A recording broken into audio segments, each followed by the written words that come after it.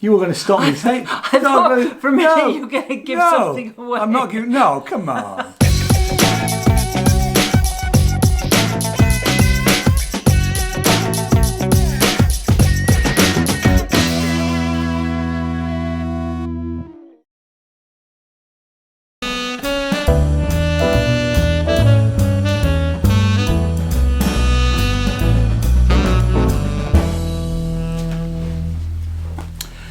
Good morning, you two. Actually, it's not good morning anymore. It's 2:30 in the afternoon. Good afternoon, you two. Welcome to day 5 of our Fringe adventure.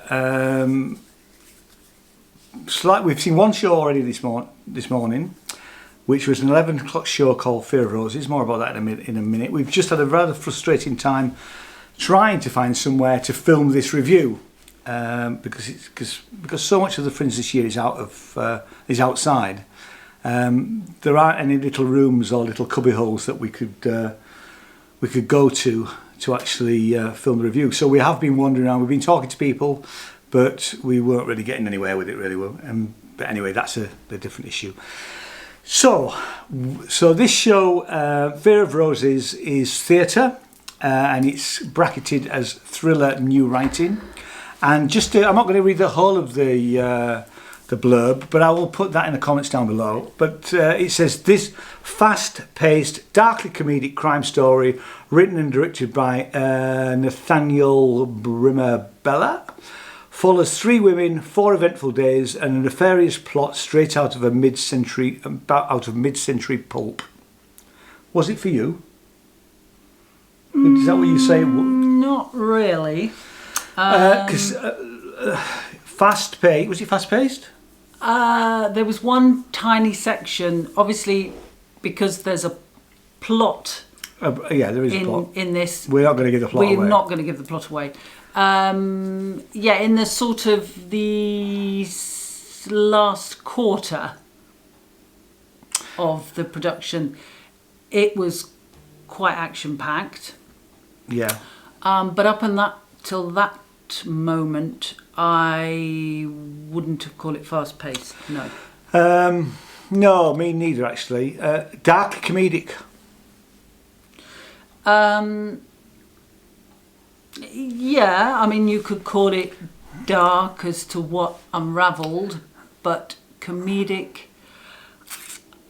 A lot of it. I didn't think there was a lot of laughs in it. No, I think I laughed once. Did you? Is that it? Yeah, I think you laughed slightly more. I may have smiled as well, but I'm afraid I only laughed once. It was not entertaining. Does that make sense? It was entertaining, is what I'm saying. But it wasn't particularly funny for me. No. Maybe our sense of humour, as we've said before. I thought the 3 actresses were great, in their individual roles.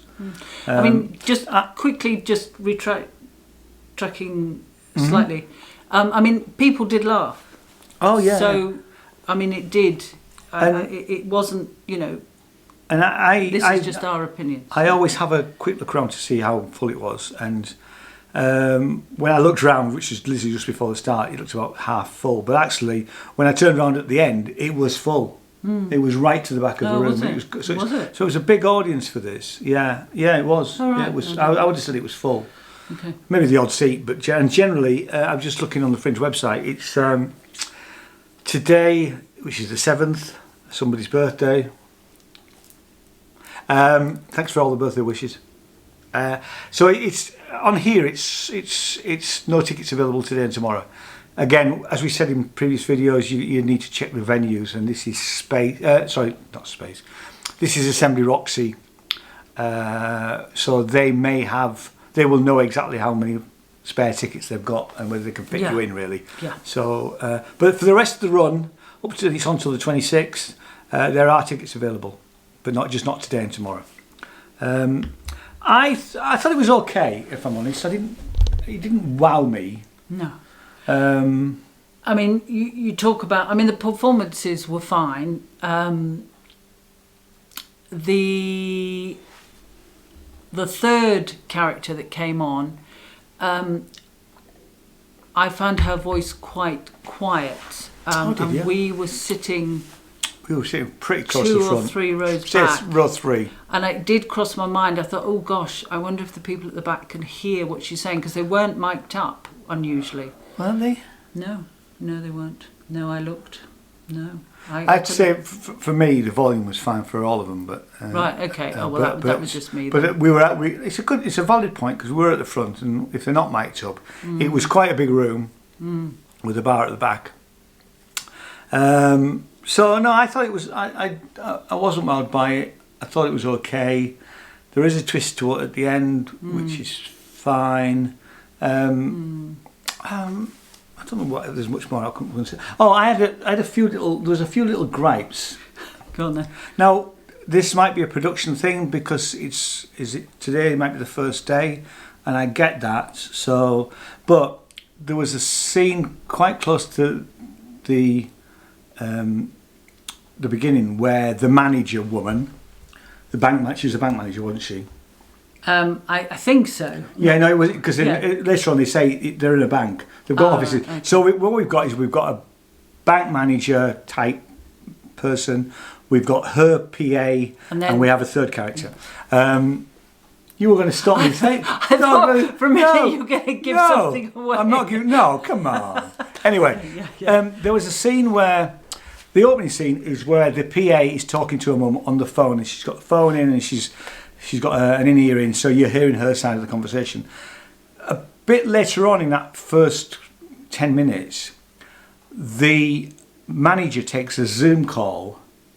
You can hear what she's saying, and you can't hear what the replies are, but she hasn't got any, and it's just something like putting an earpiece in. It just... I'm thinking, in normal circumstances, I would be able to hear the other side of this conversation. Oh, right, okay. And actually, the PA said she'd heard the other side of the conversation, but we, as the audience, didn't. Just a little thing, really. Can I be really, happened twice. That. Can I be really picky? When 2 cups of coffee came on, oh yeah, I know what you're going to say. They were obviously empty, which was a shame, because if they could have just been full of water, and then they would have been carried differently. Yeah, they weren't carried like full cup or even half full cups of coffee. No, there was obviously nothing in them, and I mean, it didn't matter in the scheme of things, but I noted it. Well, but it does matter, because those little details take you out of the environment that you're actually watching. Yeah. I think it was Stanley Kubrick always said that things like that do take the viewer, and this is not about, because we're not breaking the fourth wall here. We're actually just. That you go, well, that's not how I would carry a cup of tea or a cup of coffee. Yeah. Well, that's not how I would handle a Zoom call, because I would have an earphone in, even if it's only one, because you can hear the conversation, but they can't. So those things matter. It might be just that's a slip up on the first day. Yeah. So it is it's the first run through, so they get a pass again for that, I think. So anything else? Nope. Stars, darling.